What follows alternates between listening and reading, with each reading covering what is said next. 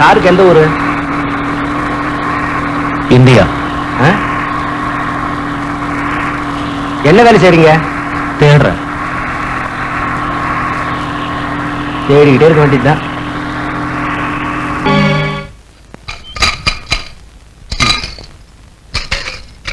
Thank you sir. Hello. யோ, நானே சாப்பிட்டு 4 நாள் ஆச்சு, நீ வேற. காலேஜ் ஸ்டூடெண்டா? ஆமா. கிராஜுவேட்டா?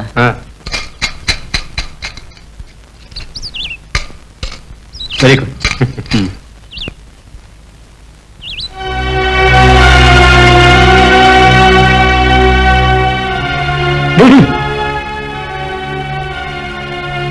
என்னடா இது இந்த கோலத்துல?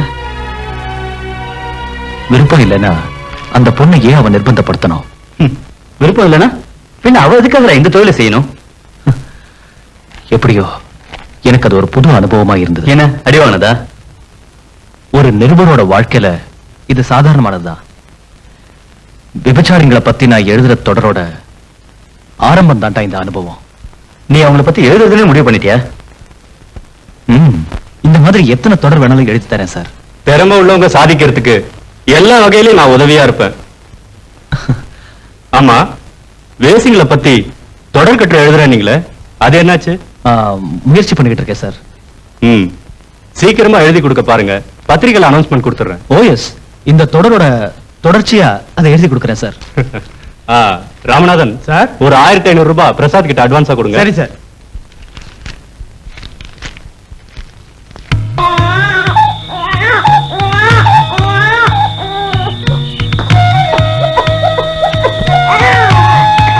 இப்ப எந்த லெவல்ல இருக்கு?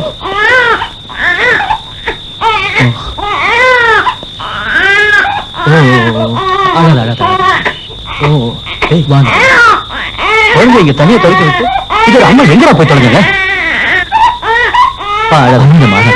இந்த குழந்தையோட அம்மா எங்க? யாரும் இல்லையா?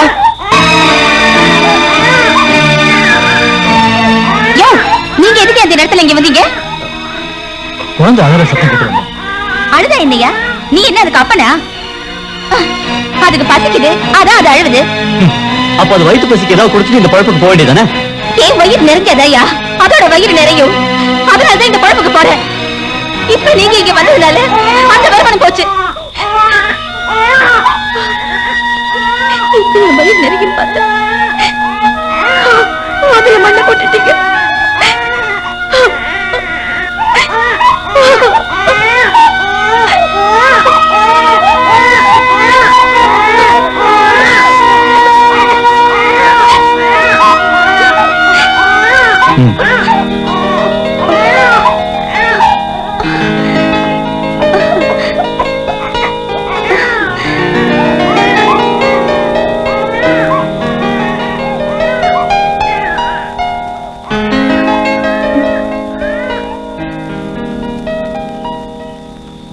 இதுக்கு ஒரு ஆள் வந்தா போதும்.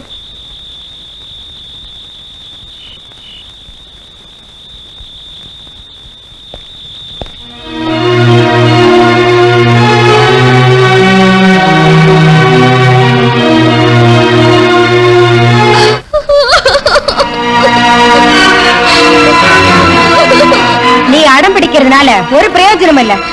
மரியாதை வந்து தின்னடி. எனக்கு பசிக்கல. பசி இல்லையாடி? உன்னை வழிக்கு கொண்டு வர எனக்கு தெரியும். எனக்கு இது பழக்கம் இல்ல. பழக்கப்படுத்திக்கணும். நான் இங்க வந்தது சமையல் வேலைக்கு தான். உன்னை 3000 ரூபாய் கொடுத்து வாங்கினது சமையல் வேலைக்கு இல்லடி. கொடுத்த பணத்துக்கு 1000 கணக்குல உன்னை வச்சு சம்பாதிக்கத்தான். பிச்சைக்காரங்க தொடருக்கு வாசகர் மத்தியில நல்ல வரவேற்பு இருந்துட்டு வருது போல இருக்கு. இத படிச்சு பாத்தியா? பிச்சைக்காரங்களை பத்தி எழுதி சம்பாதிக்கிற நீங்க தான் உண்மையான பிச்சைக்காரங்க. இவங்களோட கேள்விக்கு நாம தகுந்த பதிலடி கொடுக்கணும். நாம இத பெரிய விஷயமா எடுத்துக்க வேண்டாம். இது நம்ம எடிட்டரோட லெட்டர். இன்னும் உடனே புது கட்டுரை எழுத சொல்லிருக்காரு. ஏதாவது புது மேட்டர் வச்சிருக்கியா என்ன? இருக்கு. அந்த புது அனுபவம் தான். என்னது? திரும்ப உதவாங்குவா?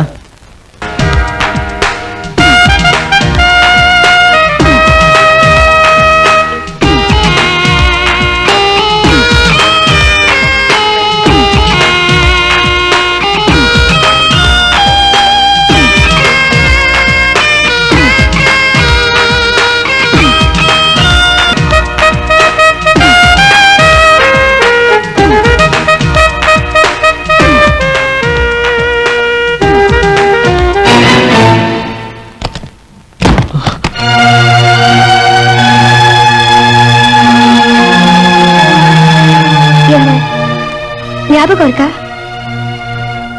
இல்ல. இங்க வரவங்க கிட்ட இந்த ஞாபகம் இருக்கான்னு கேட்க கூடாது.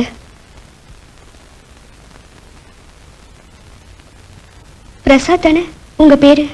ஆமா. காலேஜ்ல நான் உங்களோட ஜூனியர். பேரு சுமதி. நீங்க போட்ட மனிதனின் மறுபக்கம் நாடகத்துல நானும் நடிச்சிருக்கேன். எனக்கு ஞாபகம் இருக்கு. சரி, உங்ககிட்ட ஒரு ரிக்வெஸ்ட். இனிமே இந்த பக்கம் வராதீங்க. ஏ, அன்னைக்கு சண்டை போட்டதுனாலயா? அதனால இல்ல. என்ன சுமதி, இப்ப நான் இங்க வந்தது மத்தவங்க மாதிரி எண்ணத்துல இல்ல.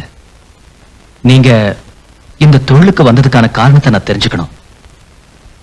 அதுக்கு எனக்கு நீங்க கொஞ்சம் உதவ முடியுமா?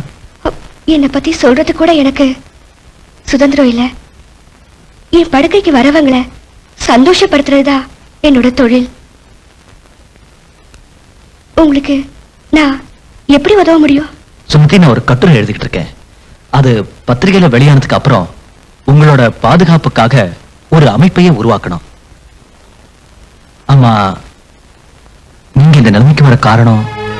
படிச்சிட்டு இருக்கும்போது சினிமாவில் நடிக்க ஒரு வாய்ப்பு கிடைச்சது. அந்த பட ப்ரொடியூசர் கிட்ட நான் என் மனசை பறி கொடுத்தேன். அதை புரிஞ்சுக்கிட்டு அந்த ஆளு என்ன பல பேருக்கு பங்கு போட்டு நிறைய பணம் சம்பாதிச்சா. சம்பாதிச்சது என்ன அம்போன்னு விட்டுட்டான். அதனாலதான் எனக்கு வாழறதுக்கு வழி தெரியாம இங்க வந்துட்டேன். உங்களை மாதிரி இருக்கிற மத்த பொண்ணுங்களுக்கும் ஒவ்வொரு அனுபவங்கள் இருக்கும். அவங்க கிட்ட பேசுறதுக்கு எனக்கு ஒரு வாய்ப்பு உண்டாக்கி தர முடியுமா? இது நடத்துற ஆளோட அனுமதி இல்லாம அவங்க சம்மதிக்க மாட்டாங்க. அவர் எங்க இருக்காரு? அந்த பொண்ணுங்களுக்கு அவரை பத்தி தெரியும். அவங்க கிட்ட கேட்டாலும் சொல்ல மாட்டாங்க. சரி, நான் கிளம்புறேன்.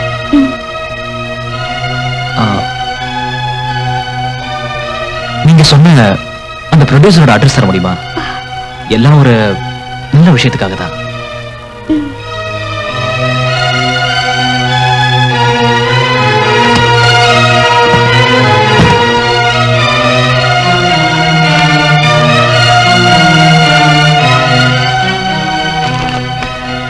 அட்ரஸ் இதுக்கு பின்னால இருக்கு.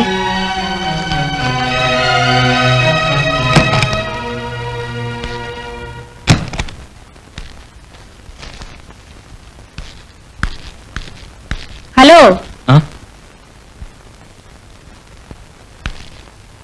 என்ன இங்க என்ன ஃப்ரீ சர்வீஸா நடத்திட்டு இருக்கோம்? ஒரு மணி நேரத்துக்கு 250 ரூபாய்.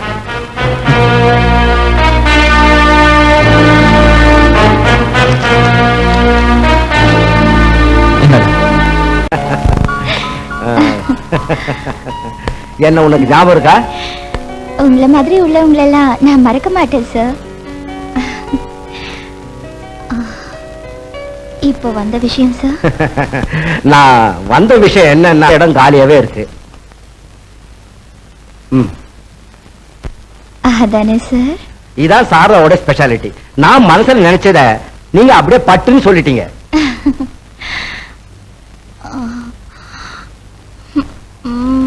கையில பத்திரம் கிடைச்ச உடனே 2 மடங்கு தரேன், போதுமா? உடனே பில்டிங்கோட பிளானை ரெடி பண்ணிக்கிங்க. சரி, அப்போ நான் எப்போ வரணும்? அத மேயரே போன் பண்ணி சொல்லுவாரு.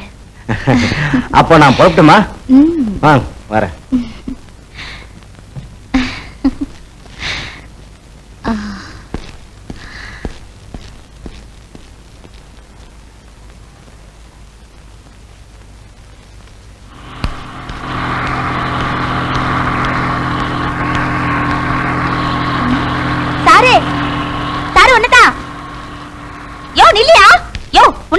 நில்லையா? இந்த முதல்ல இந்த குழந்தை எப்படி? வைத்தியமா, நீ எங்கிட்ட குழந்தை கொடுக்குற? கொஞ்சம் எரிய முடிய கட்டிட்டு வாங்கிக்கிறேன். நீயும் குழந்தையா இருந்ததா பெரிய ஆளா இருக்க. யாராவது பார்த்தா என்ன நினைப்பாங்க? என்கிட்ட பல பேர் வந்துட்டு போறாங்க. யாரு என்ன நினைப்பாங்க? உனக்கு என்ன வேணும்? நீ வேணும். எனக்கு ஒண்ணு ரொம்ப பிடிச்சிருக்கு. உன் கூட வரட்டா? எனக்கு அது பிடிக்காது. பின்ன என்னத்துக்கு எனக்கு பணம் கொடுத்த? நீ கஷ்டப்படுறேன்னு. அப்படின்னா போ. இனிமே உன்னை நான் கூப்பிட மாட்டேன். உனக்கு இப்ப பணம் வேணுமா?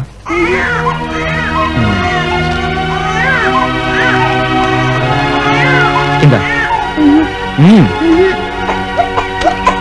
வச்சுக்கோ.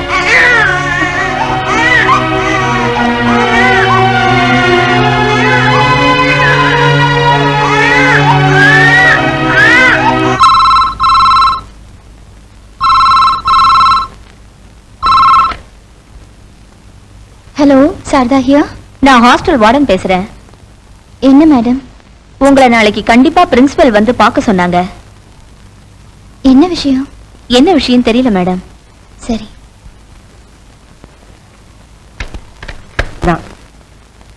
பட் ஆக்டிவிட்டீஸ்ல மட்டும் அவ சரியில்லை. மிஸ் சாரதா, இவ இப்ப கர்ப்பமா இருக்கா. அவளை செக்அப் செஞ்ச டாக்டரே அப்படி சர்டிபிகேட் கொடுத்திருக்காங்க. தப்பான விஷயத்த யார் செஞ்சாலும் அவங்கள வெளியே அனுப்புறதுதான் போர்டோட தீர்மானம்.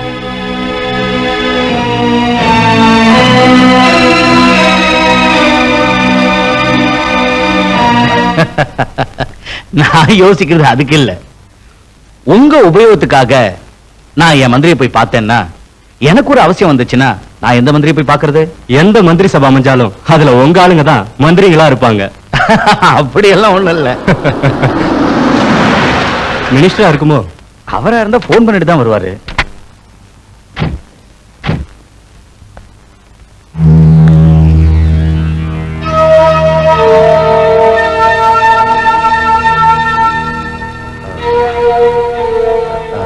நாம இத பத்தி நாளைக்கு பேசலாம். இப்ப நீங்க புறப்படுங்க. அப்ப நாங்க புறப்படுறோம். வரேன் சார்.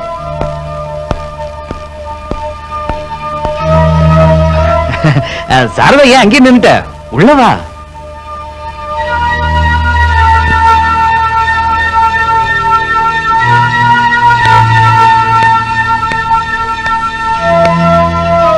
உட்காரு. இது யாரு? புதுசா இருக்கு. என் தங்கச்சி. தங்கச்சியா? உனக்கு இப்படி ஒரு தங்கச்சி இருக்கிற விஷயம் எனக்கு இப்பதான் தெரியுது. எனக்கு ஒரு தங்கச்சி இருக்கிற உண்மைய நான் உங்ககிட்ட மட்டும் இல்ல, யார்கிட்டயுமே இது வரைக்கும் சொன்னதில்ல.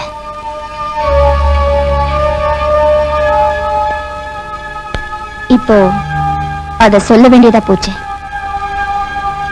மிஸ்டர் வரதராஜன், நான் எப்போ எப்படி யாரால கெட்டு போனேன்னு உங்களுக்கு நல்லா தெரியும். அந்த சம்பவத்துக்கு அப்புறம் நான் பேரெடுத்த விபச்சாரியா மாறிட்டேன். அதெல்லாம் பழைய கதை. இப்போ அந்த பழைய கதை என்னோட தங்கச்சி வாழ்க்கையில ஒரு புது கதையா மாறிடக்கூடாது. நீ சொல்றது புரியலையே. இவளை காலேஜ்ல இருந்து அனுப்பிட்டாங்க. ஓஹோ, இந்த விஷயத்துக்காக தான் இவ்வளவு கவலைப்பட்டு இருக்கியா?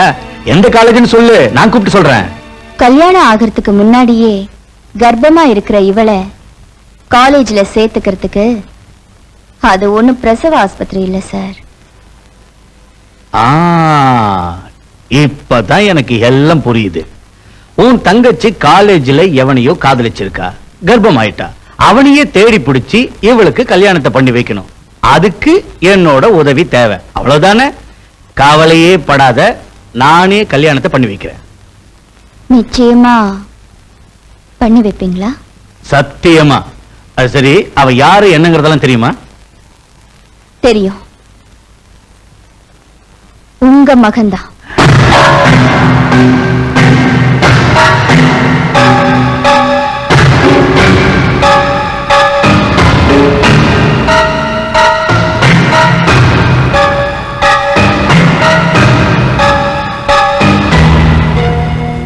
கிரி, கிரி,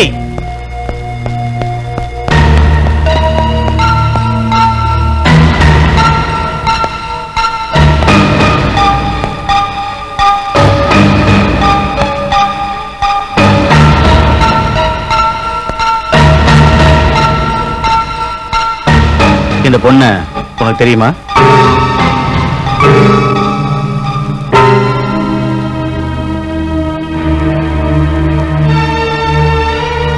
தெரியும். என் காலேஜ் மேட். இவளை உனக்கு கல்யாணம் பண்ணி வைக்கலான்னு நான் முடிவு செஞ்சிருக்கேன். நீ என்ன சொல்ற? உங்க விருப்பப்படியே செய்யுங்க டாடி. சாரதா, இது நம்ம வீட்டு கல்யாணம், அதனால அது கோலாகலமா நடக்கணும். நல்ல நாளை நீயே முடிவு பண்ணி சொல்லு.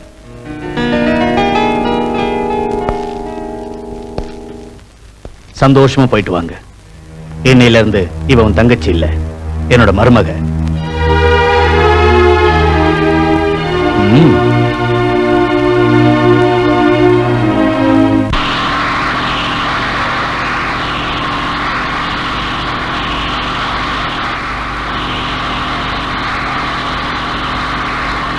அக்கா, நீங்க ஒரு விபச்சாரின்னு சொன்னது உண்மைதானா?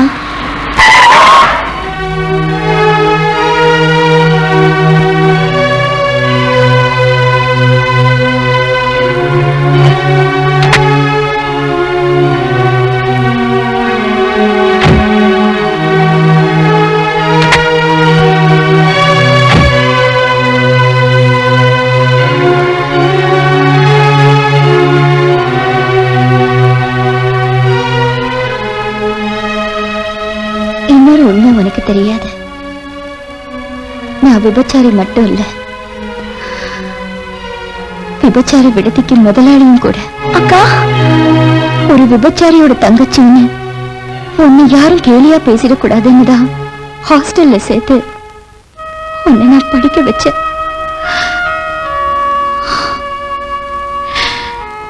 கூட பிறந்தவங்கிற பாசத்தை மறந்து நான் தனியா வாழ்ந்தேன்.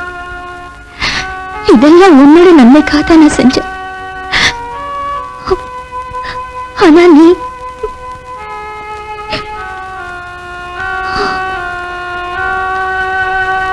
அக்கா என்ன மன்னிச்சிரு. எப்படியோ கிரியோட அப்பா கல்யாணத்துக்கு சம்மதிச்சிட்டாரு.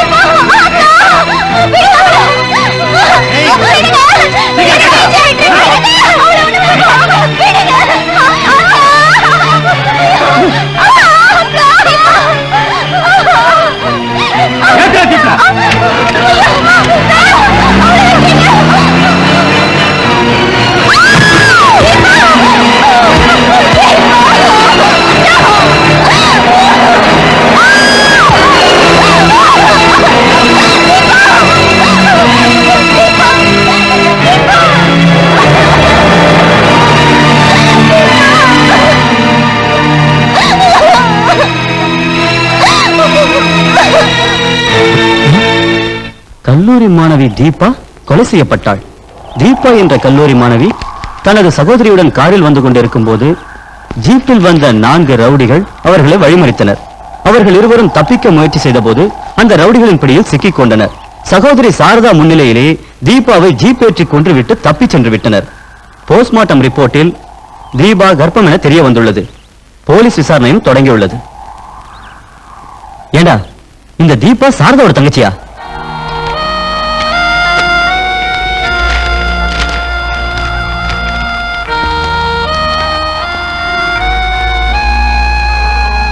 தீபாவோட மரணம் கொலை இல்லை, தற்கொலைதான் என்று போலீஸ் முடிவு செய்தது. பாவம் சாரதா, இப்படியெல்லாம் நடக்கும்னு அவன் நினைச்சிருக்க மாட்டா.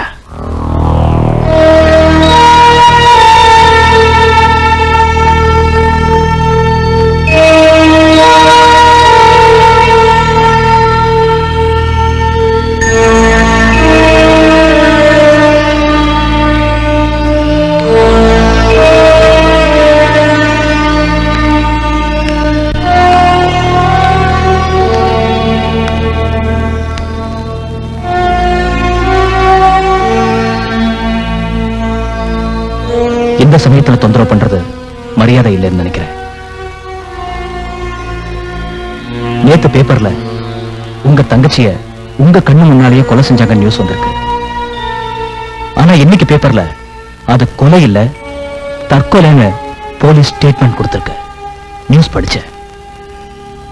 உண்மை என்னன்னு உங்களுக்கு மட்டுமே தெரியும். நீங்க கொலைய கண்ணால பார்த்த சாட்சியா இருந்தோம் கேஸ கோர்ட் வாசல் வரைக்கும் கூட கொண்டு போக முடியல.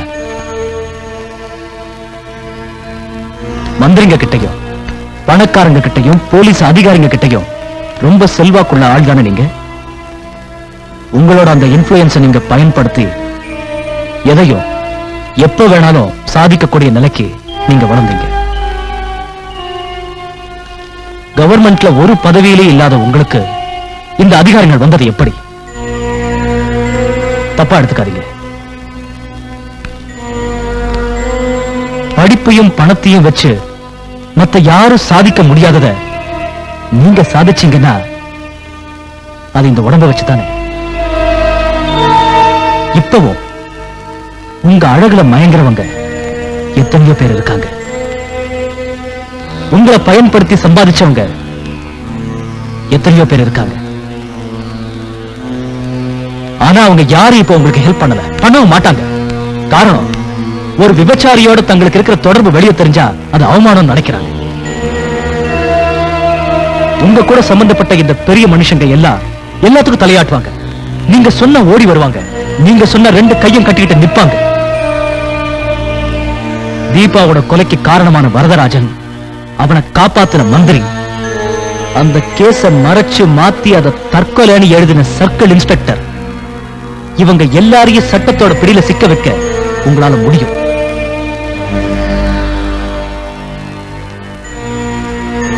அதுக்கு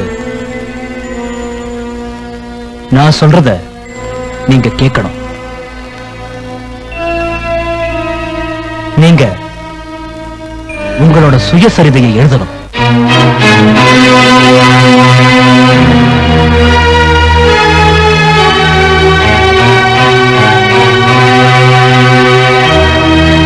நீங்க சுயசரிதையை எழுதுறீங்கன்னு ஒரு தலைப்பு மட்டும் பேப்பர்ல வந்தாலே போதும், பல பேரோட அஸ்திவாரம்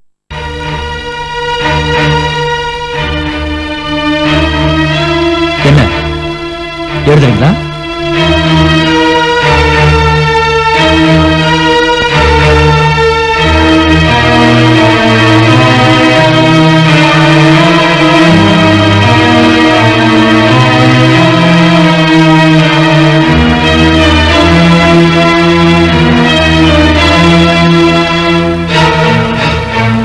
எழுதுறேன்.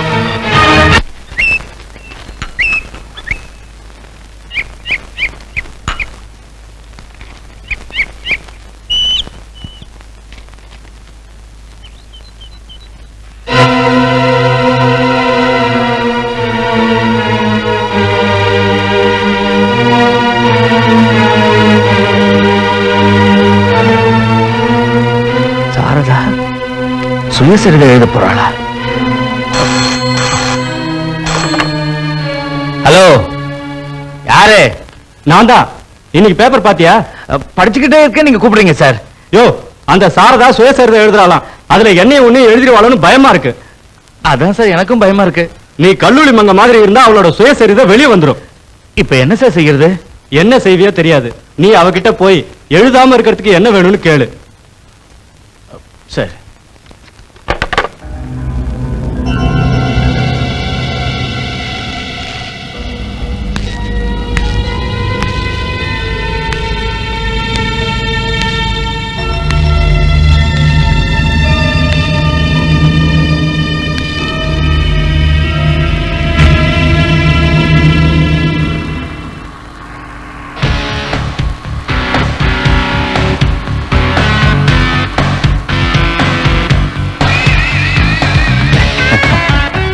நீ எனக்கு பிஏவா வந்ததுனாலதான் எனக்கு அதிர்ஷ்டமே வந்திருக்கு.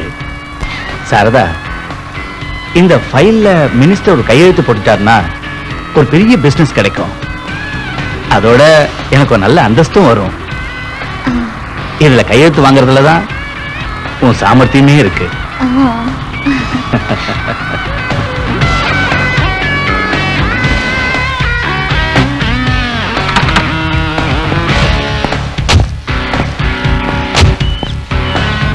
மினிஸ்டர் உள்ளதா இருக்காரு, நீ உள்ள போ. அப்போ நீங்க நீங்க 2 பேரும் பேசிக்கிட்டு இருங்க, நான் ஒரு ஃபோன் பண்ணிட்டு வந்துடுறேன். Good morning sir. Good morning. Varadarajan எப்போ உன்னை பத்தி தான் சொல்லுவாரு. சாரதா, அவரோட பிஏ எத்தனை மாசமாச்சு? 6 மாசம் ஆச்சு. உனக்கு இதை விட ஒரு நல்ல வேலை வாங்கி தர என்னால முடியும். ஆனா வரதராஜன் தப்பா நினைச்சுக்குவாரு. சார், அந்த ஃபைல்ல கையெழுத்து போட்டா? உன்னோட அழக பார்த்ததும் கையெழுத்து போடுறதையே நான் மறந்துட்டேன்.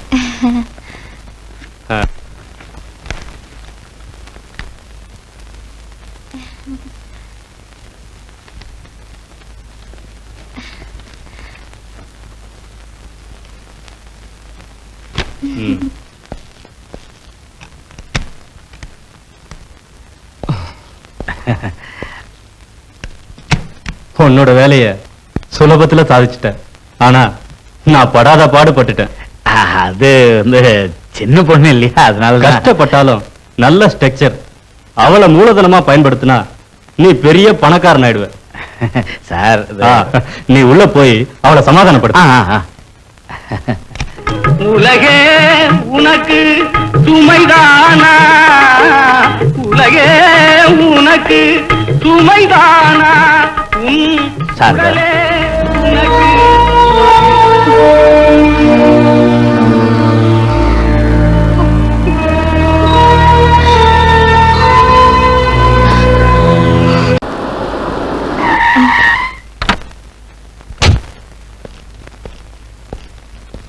பிரசாத், சம்பந்தப்பட்ட முதல் கொம்பை வீடு தேடி வந்துட்டான்.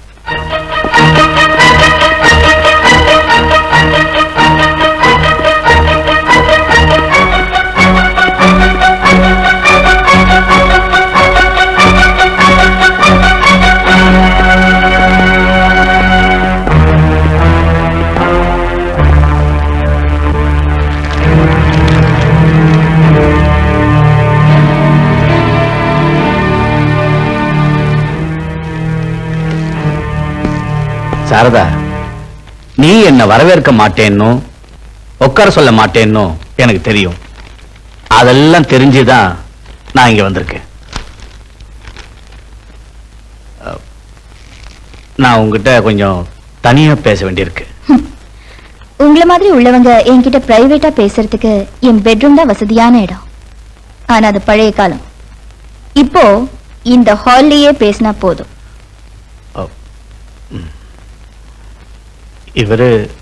இவரு Prasad, journalist. Excuse me.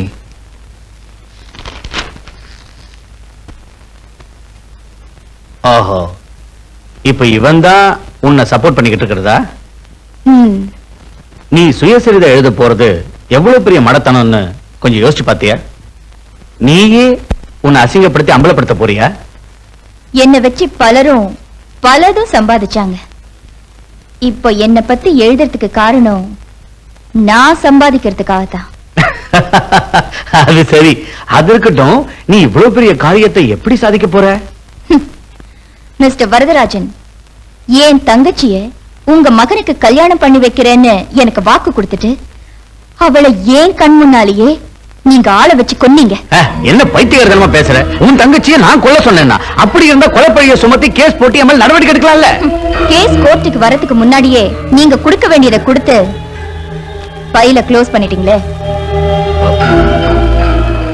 மினிஸ்டரும் circle இன்ஸ்பெக்டரும் இந்த விஷயத்துல உங்க பின்னாடி இருந்தாங்கங்கிறது எனக்கு நல்லா தெரியும். நீங்க இங்க இருந்து போலாம். சாரதா, அனாவசியமா நீ என்ன மாதிரி ஆளுங்களோட கோபத்தை சம்பாதிச்சுக்காத. என்ன பயமுறுத்துறியா? நான் யாருக்கும் பயப்பட மாட்டேன். என் உடம்ப அநியாயமா ருசி பார்த்த எல்லார பத்தியும் எல்லா விஷயத்தை பத்தியும் நான் எழுதுவேன். ஓ, அப்போ நீ தீர்மானிச்சிட்ட. நான் கடைசியா சொல்றேன், உன் சுயசரிதைய எழுதாத. எழுதுனா ஹம். வரதராஜன், உன்னால ஒரு மயிரையும் ஒடுங்க முடியாதுடா.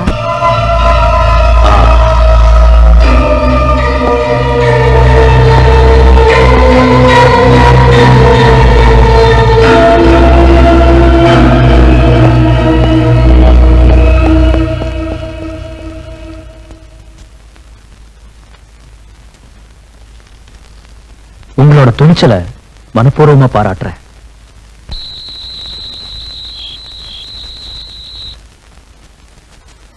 நீங்க சொல்றத பார்த்தா சாரதாவை சுயசரிதை எழுத விடாம பண்றது ரொம்ப கஷ்டம் போல தோணுது. அதெல்லாம் தெரிஞ்சுதானே நான் உங்ககிட்ட ஒரு வேலை செய். அவள் இந்த மாதிரி எழுத வைக்கிறது பிரசாத்ங்கிற ஒரு பத்திரிக்கை ரிப்போர்ட்டர். அவனை உள்ள தள்ளுறதுக்கு ஏதாவது வழி இருக்கா? ஒரு நிருபர் அரசு செஞ்சா அவங்க சங்கம் சும்மா இருக்காது. அது குழப்பமாயி இன்னும் பிரச்சனையில தான் முடியும். சாரதாவை பத்தி சொல்ல வேண்டியதெல்லாம் சொல்லிட்டேன். ஒண்ணு தெரிஞ்சுக்க, அது பிரசுரம் ஆச்சுன்னா அதிகமா பாதிக்கப்பட போறது நீதான். ஏன்னா நீ ஒரு கவர்மெண்ட் சர்வெண்ட். உடனடியே இதுக்கு ஒரு முடிவு எடுத்தே ஆகணும்.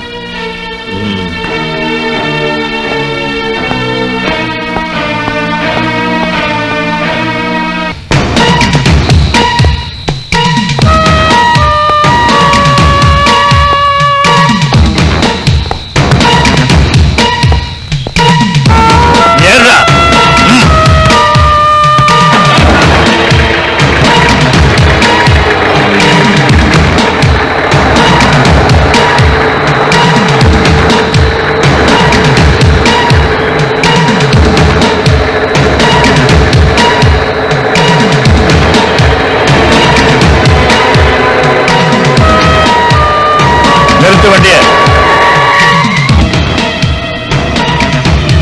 வாடாங்க வாடாங்கடா. டேய், இனிமே இந்த மாதிரி தப்பு பண்ணாதடா. போடா.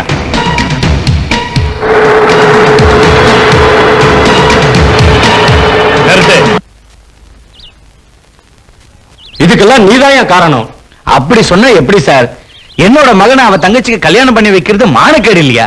அதை விட மானக்கேடு இல்லையா இப்ப வரப்போறது? அந்த கொலையை ஒண்ணு இல்லாம பண்ண சொல்லி நீ என்கிட்ட சொன்ன.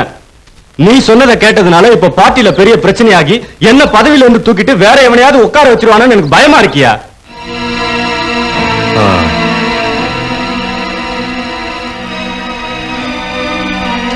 சாரதா சுயசரிதை எழுதட்டும். சார், டேய், ஓம் புத்திக்கும் ஏன் புத்திக்கும் வித்தியாசம் இருக்குடா. சாரி மிஸ்டர் பிரசாத், சாரதாவோட சுயசரிதையை வெளியிடறதுக்கு எங்களால முடியாது. சார், இப்போ இப்படி திடீர்னு சொன்னீங்கன்னா? இது ஏன் ஒருத்தனோட முடிவு இல்ல, எடிட்டோரியல் போர்டோட முடிவு தான் இது. என்ன காரணம்? ஒரு விபச்சாரியோட சுயசரிதையை பிரசுரிக்கிற தரங்கட்ட பத்திரிகை இல்ல இது. பிரசுரிக்கிறேன்னு விளம்பரப்படுத்தினீங்களே, அப்ப தரம் கடலையா? நீங்க எழுதுற எல்லா கட்டுரையும் நாங்க பிரசுரம் பண்றேன்னு அக்ரிமெண்ட் ஒன்றும் போடலையே. எனக்கு காரணம் தெரியும் சார். உங்களோட பத்திரிகையை சுதந்திர நாளிதழ், சுதந்திர வார இதழ்னு வெளியிடுறீங்களே, அதை விட பணக்காரங்க அடிமை இதழ்னு வெளியிடுங்க. நாளைக்கு பேப்பர்ல ஒரு பாக்ஸ் நியூஸ் கொடுத்துருங்க. தவிர்க்க முடியாத காரணத்தால சாரதாவோட சுயசரிதையை வெளியிட முடியலன்னு. சரி சார்.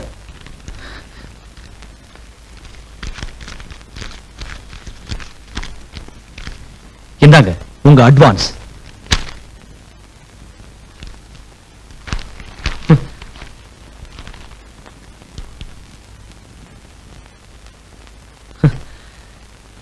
I am sorry.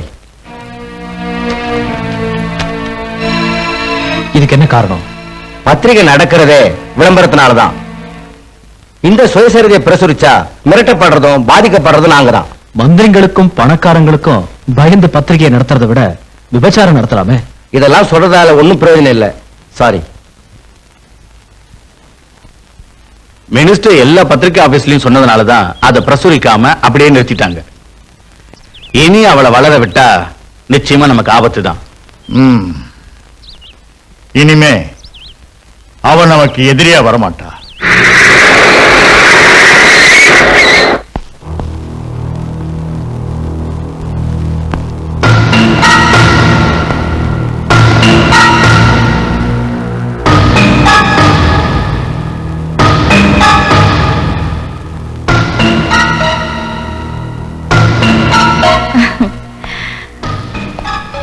பத்திரிக்கையில நியூஸ் வந்த உடனே வரதராஜன் என்ன பாக்குறதுக்கு இங்க ஓடி வந்தா. உடனே நீங்களும் வருவீங்கன்னு எதிர்பார்த்தேன். ஆனா நீங்க வரல. பத்திரிக்கையில பிரசுரம் ஆகலன்னு தெரிஞ்சதும் என்ன பாக்குறதுக்கு நீங்க வந்திருக்கீங்க. தைரியமா வந்த விஷயம் உன்னை அரெஸ்ட் பண்றதுக்கு. காரணம் விபச்சாரம் நடத்தின குற்றத்துக்கு. விபச்சாரம் நடத்துறதுக்கு வீடு எடுத்து கொடுத்ததே நீங்க தானே. பணக்காரங்களை எனக்கு அறிமுகப்படுத்தி வச்சதும் நீங்க தானே. சுருக்கமா சொன்னா இந்த மானம் கேட்ட தொழிலுக்கு பிசினஸ் மாமா நீங்க. நேரடி வண்டியில வாரண்ட் இருக்கா? தேவடியால அரெஸ்ட் பண்றதுக்கு எனக்கு வாரண்ட் தேவையில்லை. இந்த தேவடியா சம்பாதிச்ச பாதி பணத்துல தானே உன் பொண்டாட்டி பேர்ல சொத்து வாங்கியிருக்க. கோர்ட்ல வச்சு நீ விபச்சாரம் பண்ணியான ஜட்ஜி என்கிட்ட கேக்குறப்போ நான் குற்றத்தை ஒத்துக்குவேன். இதுல எனக்கு ஒரு பிசினஸ் பார்ட்னர் இருக்காரு, அவரு சர்க்கிள் இன்ஸ்பெக்டர் தாமோதரன் தான் அப்படின்னு சொல்லுவேன். அந்த இடத்துலயும் ஷட்டப்னு சொல்லி உன் மானத்தை காப்பாத்திக்கோ.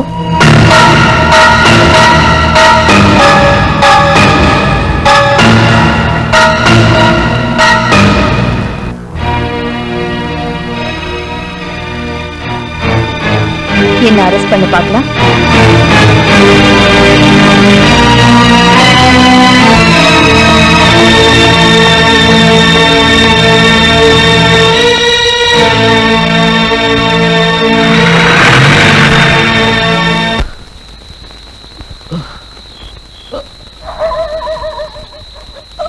சாரி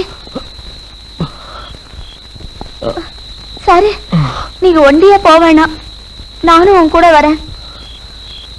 வேண்டாம்.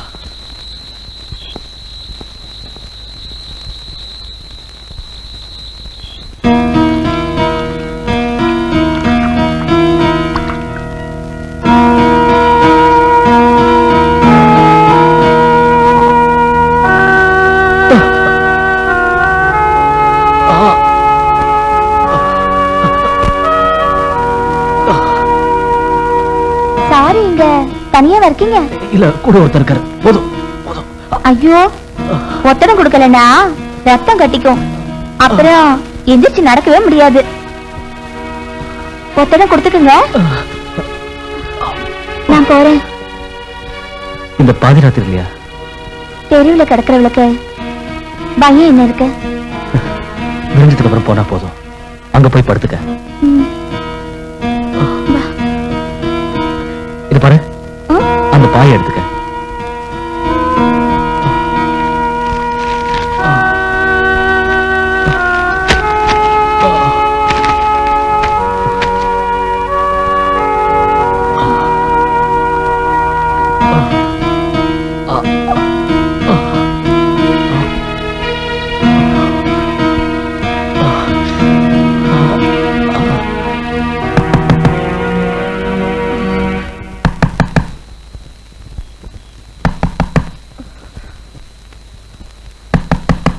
யாரது? கதவை தரடா, கதவை தர.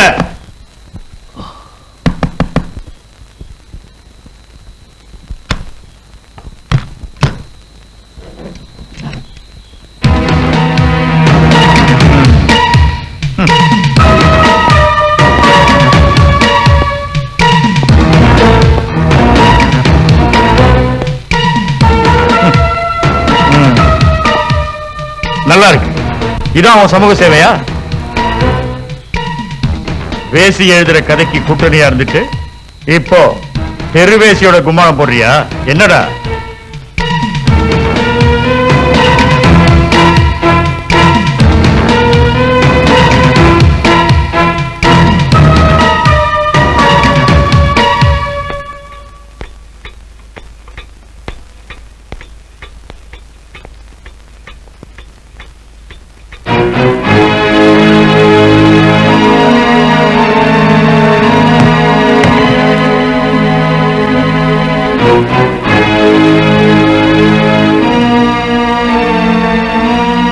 வக்கீல் சார்,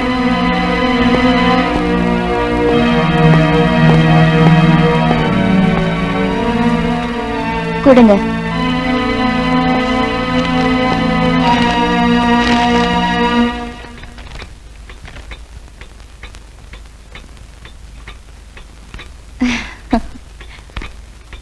எல்லாரையும் திறந்து விடுங்க.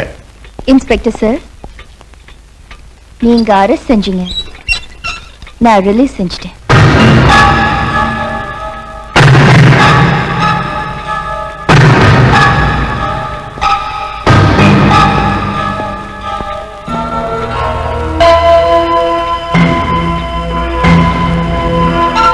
நீங்க என்னையில இருந்து வரதராஜனோட குடும்ப போலீஸ் ஆனீங்க?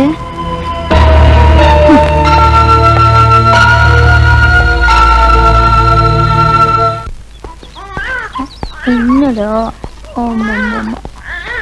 என்னப்பா? சரி சரி.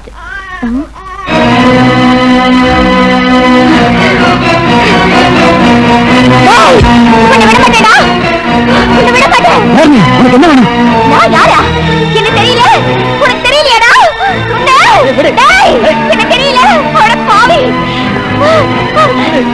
எனக்கு தெரியல. உன்னை விட மாட்டேன். இவன் தான் இந்த நிலைமைக்கு ஆளாக்கினான். இவனை நான் விட மாட்டேன். விட மாட்டேன். இவனை விட மாட்டேன். இவனை விட மாட்டேன். இவனை நான் விட மாட்டேன்யா. இவனை விட மாட்டேன்.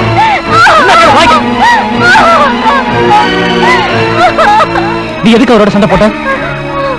உனக்கு அவரோட பழக்கம் இருக்கா? அவன் கூடவே இருந்தேன்.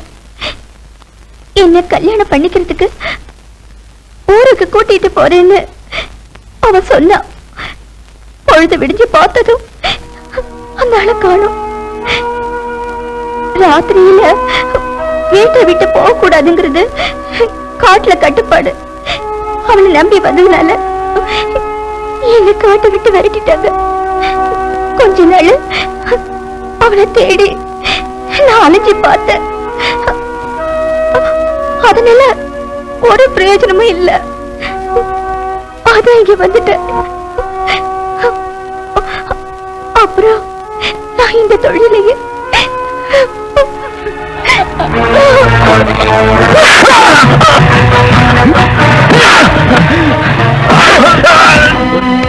எந்திரா, அன்னைக்கு அவ சண்டை போட்டப்போ நீ பெரிய மனுஷன்னு உன்னை போக விட்ட. அதுக்கு பதிலா தான் இப்ப நீ அடி வாங்குறது. கள்ளம் கபடம் தெரியாம எங்கேயோ காட்டுல வாழ்ந்துகிட்டு இருந்த இவளை இப்படி அநியாயமா விபச்சாரியா மாத்திட்டியாடா. இதுக்கு காரண கர்த்தாவே நீதான். இவளை வச்சு ஒண்ணு பயப்படாத. அந்த மாதிரி மடத்தனமா எதுவும் செய்ய மாட்டோம். இப்ப இவ வாடுறதுக்கு நீ பணம் கொடுக்கணும். அதிகம் ஒண்ணு இல்ல, 25,000 கொடுத்தா போதும். என்கிட்ட இப்போ பணம் ஒண்ணும் இல்ல.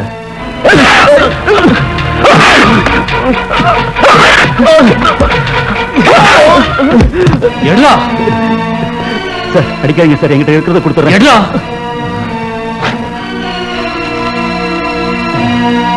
ராசதி குடா.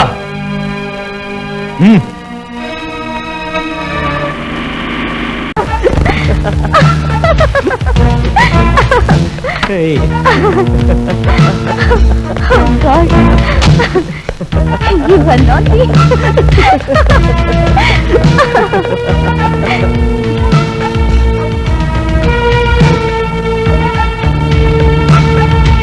இவனை நீ லவ் பண்றியா? ஓ வயித்துக்குள்ளேயும் இவனோட லவ் வளர்தா என்ன? யார் நீங்க டீசன்சி இல்லாம பேசுறீங்க? நீ தேர்ந்தெடுத்தவன் டீசன்சி இல்லாதவங்கிறதுனாலதான் என் தங்கச்சி லவ் பண்ற மாதிரி நடிச்சு அவளை கர்ப்பிணியாக்கி கொன்னவைவன். கிரி என்ன வளர்றா இவ? இவளே ஒரு பாப்புலரான தேவடியா? இவ தங்கச்சிக்காரி மட்டும் எப்படி இருப்பாளா? அவ எவ்வளோ போய் கர்ப்பமானதுக்கு என்ன சொல்றா?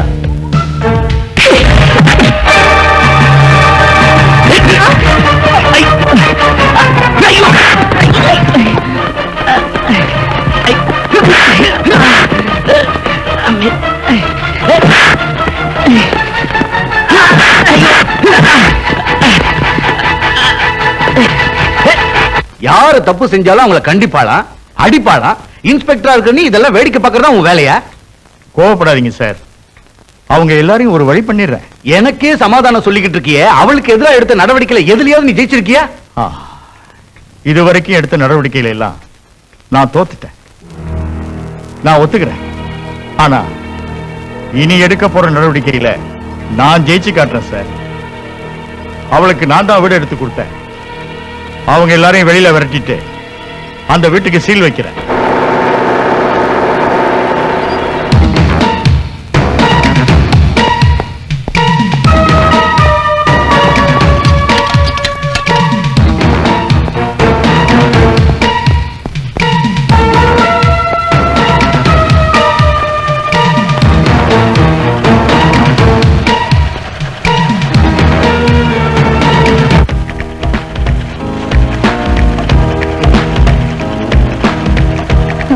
சாருக்கு ரொம்ப ஆச்சரியமா இருக்கு போல இருக்கு.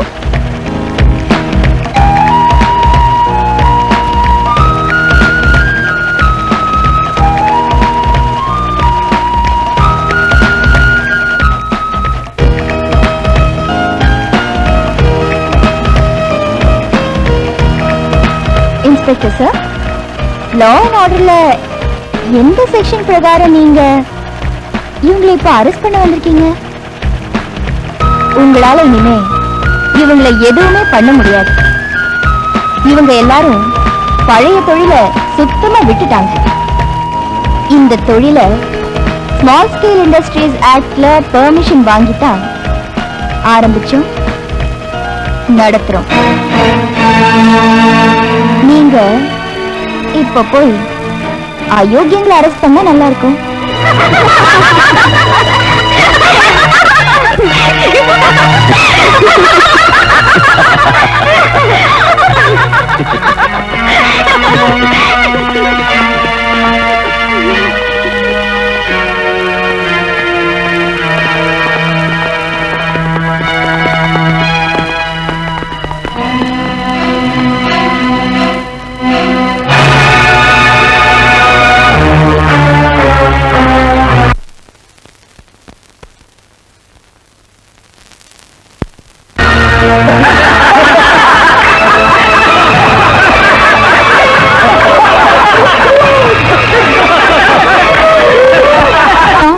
அந்த ஆளுகிட்ட இருந்து சாரு வாங்கி தந்த காசை நான் தர்றேன்.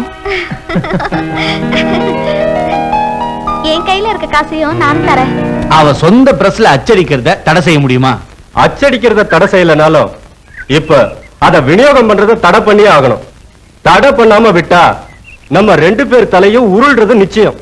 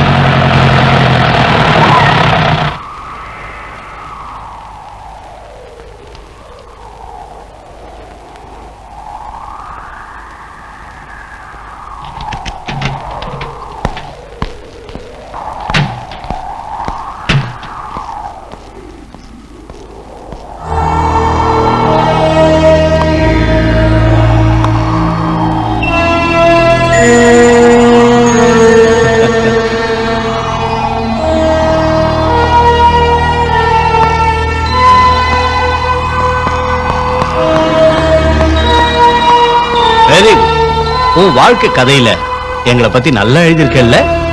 ஃபர்ஸ்ட் இஷ்யூ நானே வாங்கிக்கிறேன். ஏய்! போடா வாங்கடா.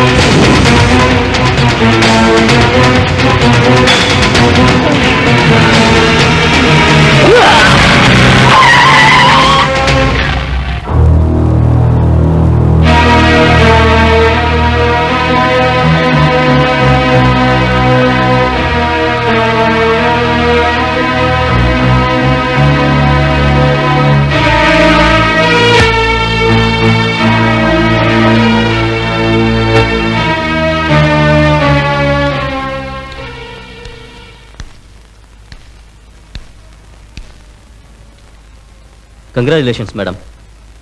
உங்களோட சுயசரிதை வெளியே வந்ததோட பலன் சென்ட்ரல் மினிஸ்டர் ஜனார்தனனை மந்திரி சபையிலிருந்து டிஸ்மிஸ் செஞ்சுட்டாங்க.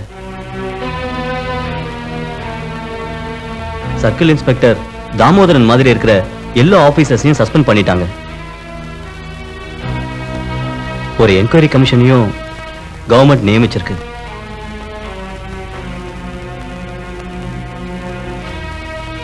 இதெல்லாம் பார்த்து சந்தோஷப்பட நம்ம கூட பிரசாத் இல்லாம போயிட்டாரே.